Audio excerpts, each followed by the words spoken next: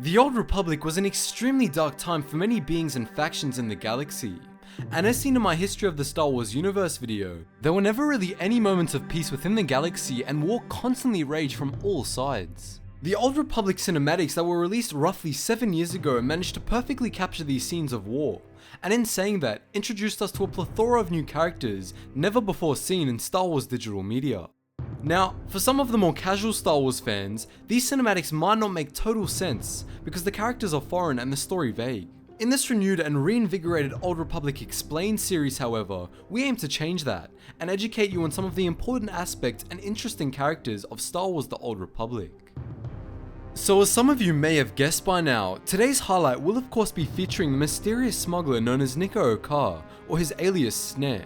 Okar was an extremely efficient and elusive smuggler captain that, due to the nature of his work, didn't want many people to have access to him or any information about him. Throughout much of his lifetime, Okar would go unchallenged, smuggling various goods across the galaxy whilst at the same time avoiding intergalactic authorities and showing his clients why they could trust him and only him. On one fateful day, however, Okar was almost too confident, and in what we can only guess was an impulsive decision, he decided to attempt to smuggle unknown goods to the then Republic-controlled planet of Korriban. Unfortunately for Okar, Republic authorities apprehended him before he could make his delivery, and intended to transport him to an off-world detention facility. As fate would have it, however, Nico Okar was to witness the start of the Great Galactic War and return of the Sith Empire.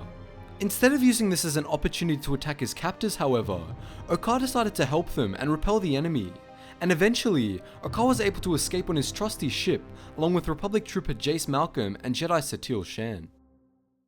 Using his impeccable piloting skills, Nico Okar was able to miraculously navigate the group out of the deadly Sith blockade over Korriban without so much as a scratch. In fact, his piloting skills were so good that the soon-to-be Jedi Grandmaster Satil Shan indirectly called him the best pilot in the galaxy when she said, I quote, "It was no coincidence that Captain Okar had come to Korriban that day. It was the Force. No other pilot could have so deftly maneuvered us through that maelstrom." Although Okar did put his supreme piloting skills to use to save his two Republic comrades, he eventually vanished and went back to his roots of smuggling and being an all-round shifty bloke. Due to his extremely mysterious nature, the only things we vaguely know about Okar after the cinematic is that on his later travels to Korriban, he managed to find an artifact that stopped the aging process for decades. Subsequently, when he was recruited to aid the Alliance against the Eternal Empire in 3262 BBY, he hadn't aged a day and looked no older than he did almost half a century earlier. Following these tidbits of information, however, Nico Okar still remains largely unknown, and his fate a mystery. So with that, I ask you, what happened to Nico Okar? I know it's a pretty vague question, but hey, let's see what you come up with. Don't forget to subscribe to our Battlefront-based channel, as well as check out my Instagram and Discord links in the description below. Also, if you want to learn more about the Old Republic, click the playlist link now.